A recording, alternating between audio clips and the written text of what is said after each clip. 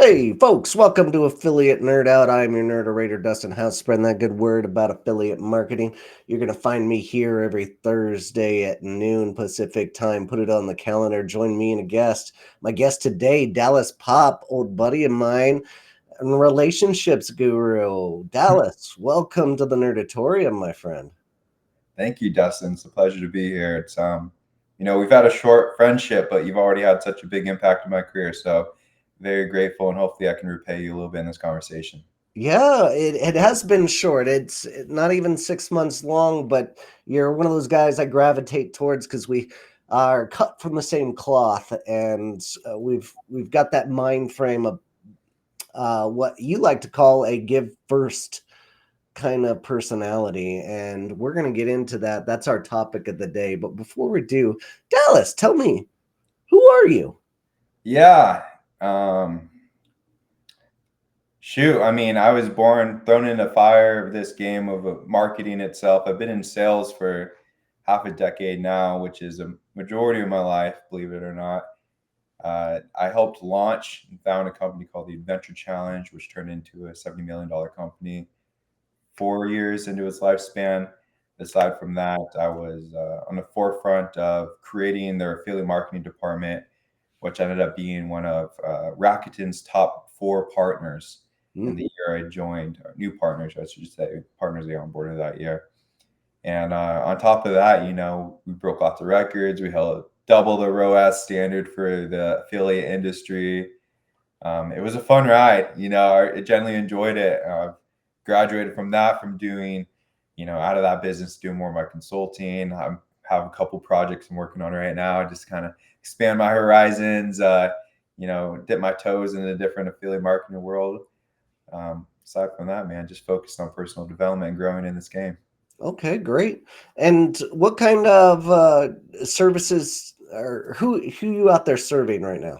Yeah, so being a part of an e-commerce startup when that grew so fast too, in the beginning, you turn into kind of a Swiss Army knife, right? Sure. Because you don't have enough money to pay the people you need, and you don't have enough money to hire and put people into all the different places.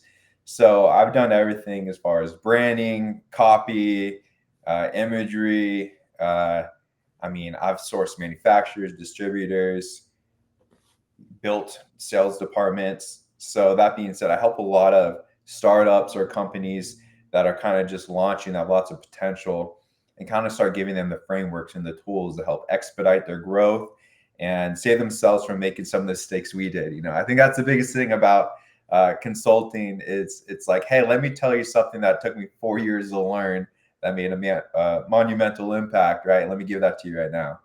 Hmm. Okay, got it. And through this time, you've developed what you like to call a give first formula. Can you tell us what that is and what's behind it? Yeah, absolutely.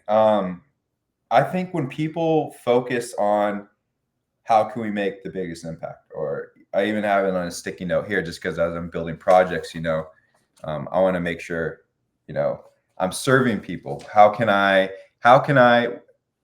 when I give them my product or service, make the biggest impact so much? I'm sure we've heard about, I forgot who it is, maybe you can recall, but the sneezing method. It's like you want people to be sneezers about your product, where they're spreading it.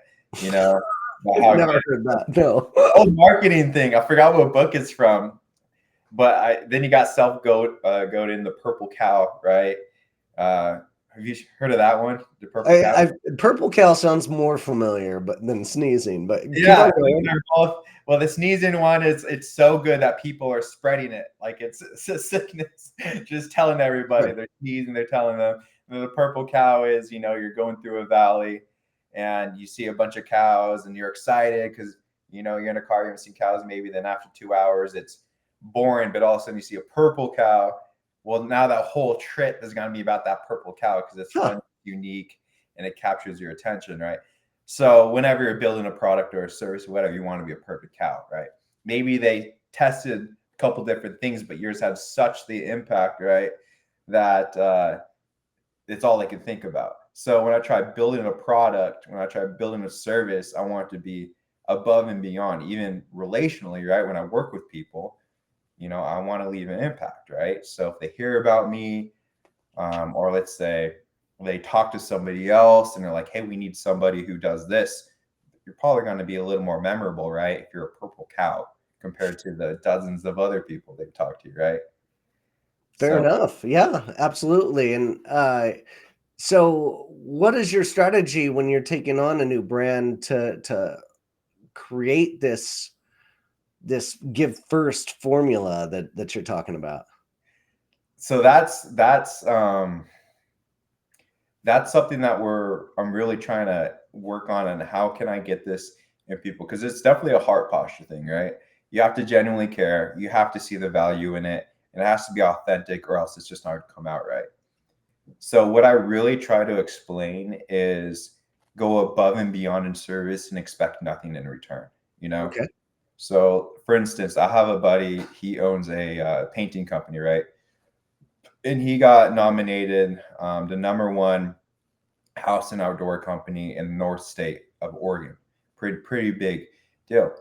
And how he accomplished that was, he's a painter, right? But when he paints, he he has his team figure out what can we do to really highlight what we did, and they'll power wash driveways, right? They'll clean shrubs. They have dusters, right? And so they'll dust all the cobwebs around the house, wash the windows, right? Because yeah, they're painters, but the thing is if they can do things that makes a whole thing pop, maybe takes them a couple hours, right? Hmm. That shows, one, how much you take pride in your service, but also how much you care about the overall satisfaction of your clients. So let's say, for instance, there was a buddy of mine. He has a junk hauling company. This is more like a smaller local thing. Um, so I told him, when you haul people's stuff, ask at the end, hey, is there anything extra I could do? Start naming stuff. Sometimes these people, oh, can I move furniture for you? Is there things around the garage I can help you out with? And we made a list of all the additional things, all the additional services that he can really show people, that his heart posture of serving, right? But the most important thing is the zero expectations afterwards, Okay. because if you look for it, it's not going to come out. But what he's ended up doing is, now let's say he's served those people above and beyond, and he needs some reviews. How much more excited do you think those people are going to be, like, leave him Hmm. a review if you ask them? How much more excited do you think will those people be if somebody mentions, oh, I need this moved or hauled away, but I don't know anyone? They're gonna be, oh, I got something for you, right? It's because you planted the seed in their heart, because you serve them in a way where they're actually not just willing, but excited to bring you more opportunities, to serve their friends or just do something in compensation for them back. So that's one way I really try to enlist it. It's like, what can you do to go above and beyond what your initial services are, and yeah, it creates a huge impact. That's without a doubt. Super smart. So in terms of being the affiliate manager of a brand or partnerships, whatever it may be, influencers, performance altogether, what are some of those tactics that you can use or that you like to utilize to showcase that value and give more than you're receiving? That's a great question, Dustin. I It's really every opportunity, from the ground up. Your first initial outreach to a CRM or a partnership, let's say an editor, right? We don't necessarily get a hold of the first person, right? The point of contact we're looking for right away. We kind of have to sometimes go up the ranks, right? Okay. But if you can make that first initial message just heartfelt, fun, nice, exciting, and it being honest about what value you have to provide, and what you're actually looking for, instead of just a blank, hey, I'm looking for this, give me them, right? Like, straight to the throat, straight to business, but actually make business fun. I find that I'm able to get to people are more willing to give me the point of contact. People are more willing to do business with me, and they're willing to respond faster and get to me quicker, which makes my job 10 times easier, because I'm on Mhm. a timeline. I'm trying to pull numbers. I'm trying to execute on these campaigns and projects, right? So just being courteous and fun in business through emails an important one, and it sounds kind of like oh, kind of lame, I guess. But the impact it makes is, extravagant. Because these people are friends with each other, right? These Hmm. companies, they typically talk outside of their computer. So if you can make an impressionable uh, first point of contact, it'll spread all the way up until all of a sudden you're talking to somebody who manages placements upwards of $20,000. Let's say, for instance, BuzzFeed. When I first reached out to them, I didn't get the person I wanted, obviously, right? Because I always try to find the shot caller. Yeah. I want the shot caller. I don't want their email. I want their phone number too. I'm not trying to go through the same process that everyone else does, because then it makes a relationship the same. And a lot of times I got those phone numbers just because they were fun. We were friends, right? We saw each other at these um, Rakuten, the Rakuten events, the CJ events, and it was, yo, what's up, Dallas? Finally get to meet you, right? But back to the story, it's you're not going to get those people's contact information or build these relationships if you're talking to them like everybody else, you Hmm. know. But when you start asking questions, eventually, when you start making your way up to totem pole of like, hey, how can I best serve you? Hey, what are your biggest pain points when working with affiliate managers? Hmm. Um, and then and then being like, so that way I can make sure, tell them I'm your number one brand. Or, if that's on brand for you, I'd never say that. Or tell them, so I can make your life easy. I think that'd be a better route to go. And then start catering those relationships around their biggest pain points. So they're happy to do business with you. They're not just happy, they're excited. Yeah. I So think the simple act of asking somebody, "Hey, how can I help you? How can I be of use to you?" is a giant mover in your relationship moving forward. And remember you asking me that question, and that led to us having another conversation, and then you coming on to this podcast. And mm, happy to have you on in that aspect. And but it started from you being friendly in that aspect. Something that's been working for me lately, you mentioned editors. I have been taking editors that are published, like that are published on big publications, and then hunting them down a little bit and finding that they have personal blogs. I will hire them to do something small, either an hourly rate or a flat rate for an article. And that way I'm getting in and I'm talking to them for at least 15 minutes and getting my voice in their head for the future. And then hopefully, if all things go well, and even if they don't, that's okay too. But if things do go well, they're going to think of me and my brand that I was bringing up in that conversation. And maybe they write something on a bigger publication out of nowhere, maybe for free, or at least like give me the option. What do yeah, you? that's huge. I've never heard of that or thought of that, but that seems like an amazing thing, because I'm sure those personal um, blogs are probably more passionate about. They probably enjoy them out, and that's going straight to the source. Mhm. So that's a streamlined correlation. Kudos to you. I like the aspect of you doing business directly with them, because obviously they don't have a company that's kind of garnishing those funds when it goes to them. And then one thing on top of that, right? If you have services or products, one thing I would do is I would send product to everybody on the team. Okay. Uh, and obviously, it really depends on your margins, right? Yeah. Products, how much you have to get. But here's the thing: if I plan on doing, we're a bigger company, so I'm sure over the years with BuzzFeed, we spent probably over $250,000. How much of a difference could a 2% in my favor make, right? By sending everyone, by asking, hey, who's in your guys' office? I'd love to send one product. And okay, and I'd be like, awesome. And then I would tell them, I need you to go to each one and figure out what products they want Hmm. and where we can send it. Or I can send them to you. Just let me know what products you send. And some people were like, no, we don't do that. I told a couple of people, I'm like, hey, I won't work with you unless you let me do this. Like I want the editors to know exactly the quality of our product and the Yeah. value it gives. And Uh, I think I got through to everybody because I was pretty brutally honest. Yeah. You know? But again, in it, 2% lowest on totem pole, but let's say made a 8% impact, right? By having the heartstrings tugged on a little bit, by having fun with the products editors, 8% of $250,000 is 20 grand. So I got a 20 grand increase, and that's the lowest amount. That's just like a little monetary thing. Just by sending some books, right, and cameras and things online. It's sometimes you gotta play the long game, and sometimes I think it is supposed to hurt a little bit, right? We're not supposed to just do everything because it's convenient to us, but because we genuinely care, we want to make an impact, we want to build strong, long-lasting relationships. Yeah, and sending products is generally going to be much cheaper than any kind of sponsorship that you can buy, right?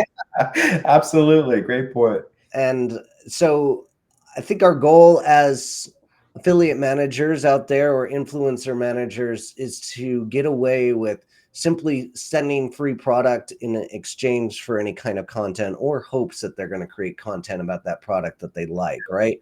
What are some of those negotiation tactics that you're using that are finding successful out there for making that happen?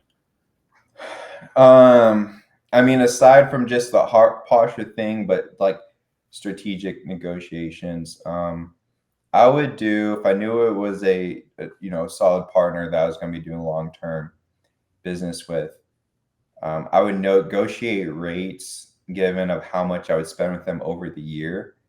So I'd be like, Yeah. hey guys, I need a heavier discount. I plan on spending X amount with you. That's what I have budgeted. However, I need to see performance and a strong ROAS. We need and even sharing the ROASs that we're trying to hit for the target. Because I've actually had numerous companies put us in a handful of extra placements because we weren't hitting the numbers Yeah. we're supposed to. And that's a extremely strong play to card to play as well when you have a year and a half of consistent business, going with them. Because what they see is like, oh, this company has already spent 30, 40 grand with us, right? But now they have specific ROASs and they're like, hey, like we need to make sure we're budgeting and delegating our money adequately. So you communicate, if we're not hitting this, I gotta start doubling down on other people. Mhm. Again, straight back to what we said before, it's not costing the money to put people in placements. It's sad to say, but a lot of these articles are AI generated now, which means Sure. the energy and that's not to take away from the editors who aren't doing that. Kudos to you. You can truly feel the authenticity on those people who aren't using these systems. But back to my point, it's not really costing them much to put you in a couple more articles, couple tile placements, this extra email to make sure you hit the ROAS. So communicating the ROAS goals, really communicate them your overall goal of how much you want to spend to make them, meet you at a more comfortable place. Discount your rates or throw in a little bit more to make sure that you actually follow through with that overall investment into their company. Um, those were my biggest ones though were definitely the performance metrics of Okay. what we're supposed to hit because there's plenty of partners out there and it's better to test new partners than it is to invest in ones that aren't performing for you.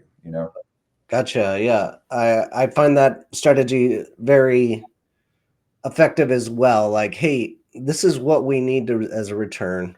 Uh Yeah. put this in writing. Like, if we don't get to this level, what are we going to do to be able to make good for that? Are you guys going to be comfortable with another email blast or something that's going to work out? Like, let's make sure that we can get to a place where everybody wins.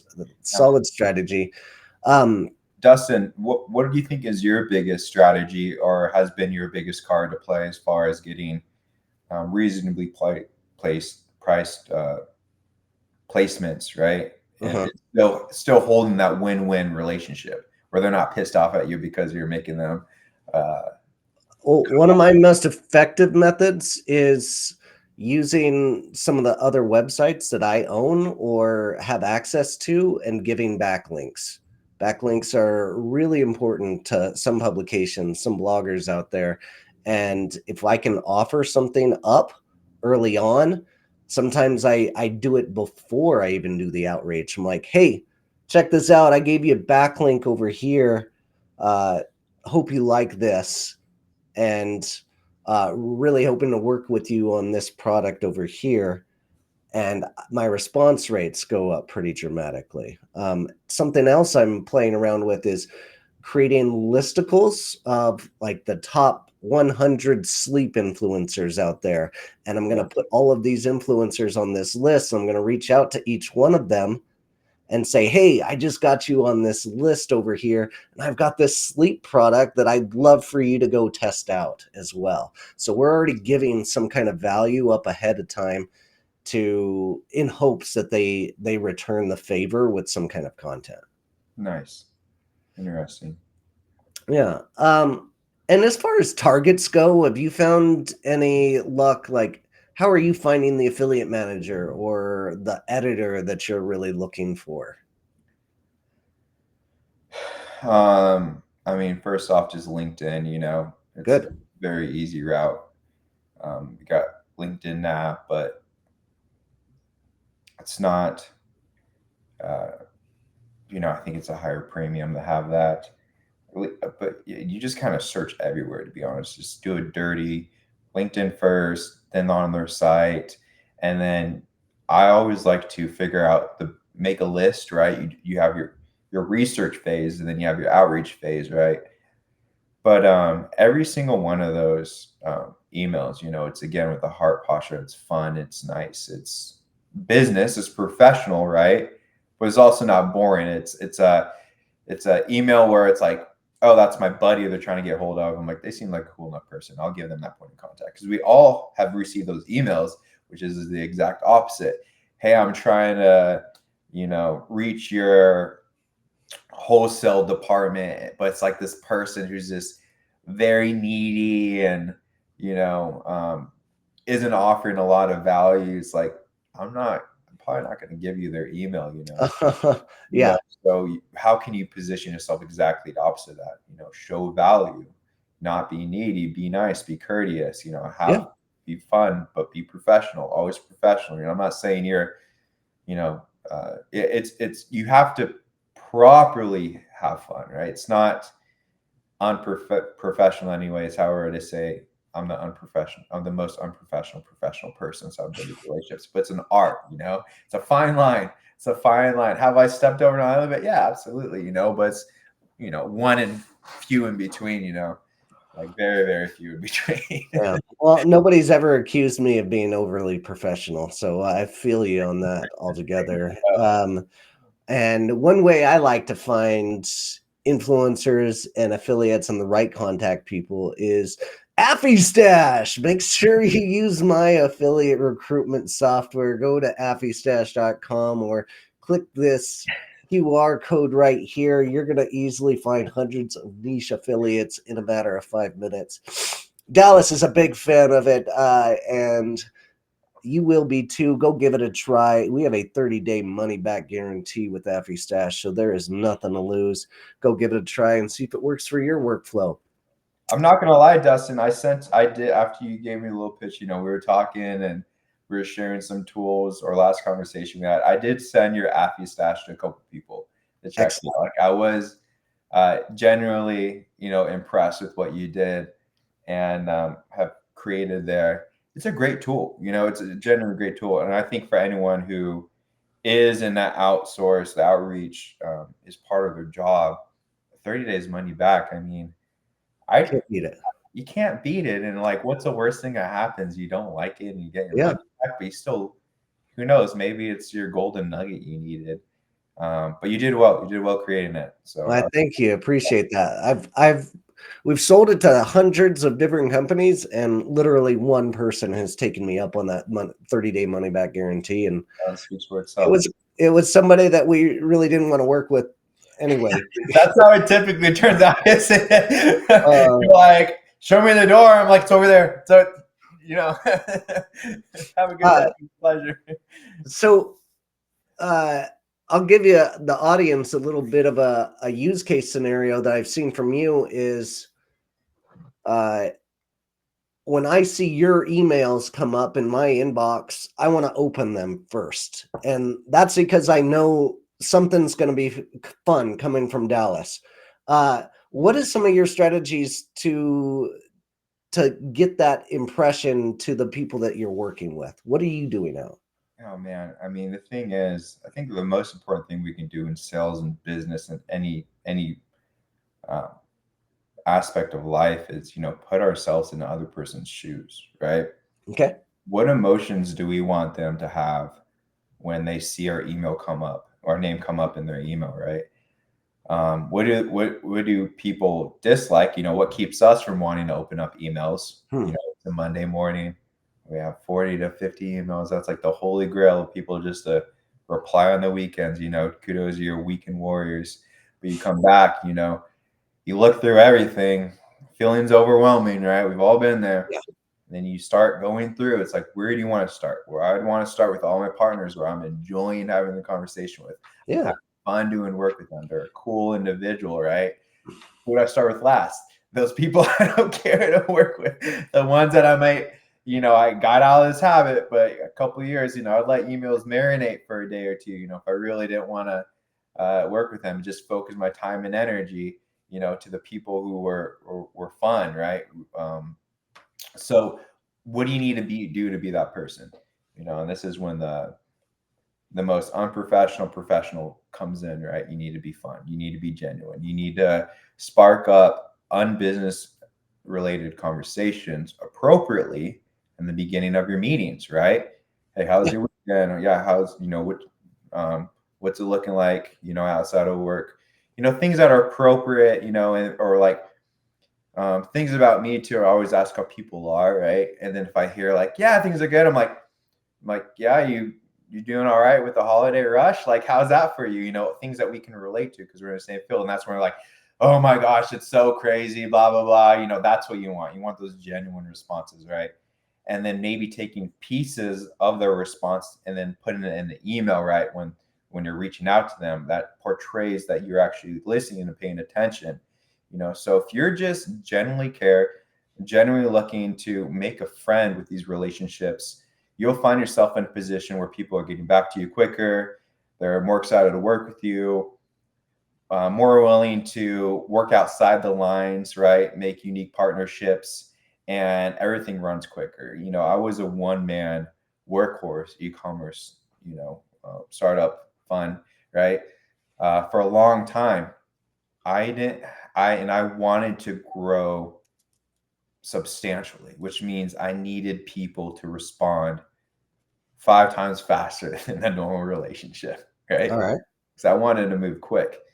Um, and that wouldn't happen if these people had the aspect of like, I didn't want to talk to this person, right? I want to take my time getting back to them.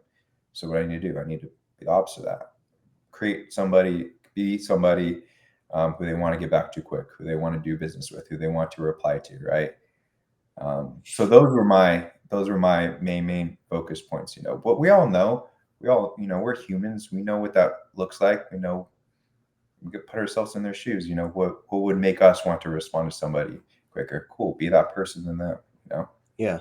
Exciting subject lines. I once had an email thread where I called a guy brosif or variations of bro, and we went on for 50 emails like that. My old buddy Johnny Goodwin, and we still do that to this day. Where brosana, brosaurus rex, or like Bro, be whatever it may be. But yeah. have fun with people. It just makes life easier, and people will want to respond to you. But It'll make you enjoy work more too. Like this for is our sure, lives. This is where sadly, we spend a lot of our time sitting down and talking to people through email. yeah, I would even do quick meetings, right?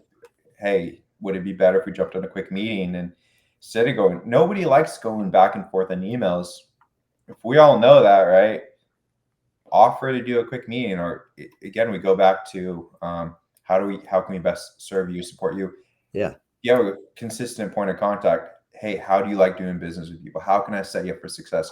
How can I make you look good to your managers? Right? sure. They're gonna Great like call. Yeah. All right, Dallas. As we wind down here, any big tools that are working for you right now that you want to highlight? Um, Chat GPT. I mean, if Okay. you're not using that, you're living under a rock, you know, for lack of better words, you know. I mean that in all wholeheartedly. Like if you're not touching it almost every single day, you are doing you and your company a giant disservice.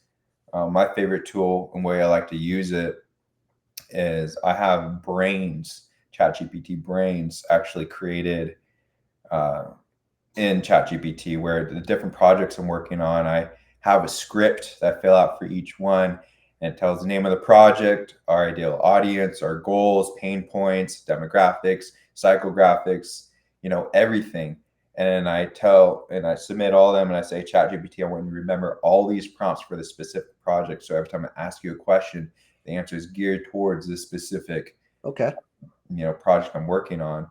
And what it does is when you start asking marketing advice, it gives you real implementations exactly for what you're going to be using it for you Hmm. to apply. So it's like having you know, a professional bouncing information off of you.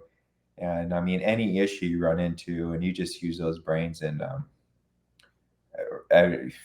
create emails, create campaigns, create what have you. I mean, that's a huge thing. It's really surprising too how many businesses or individuals don't use it. Some of the people I consult, you know, I do get the younger ones, but my favorite thing is teaching them how to use it so much and showing them the possibilities that they implement it when we're not working together.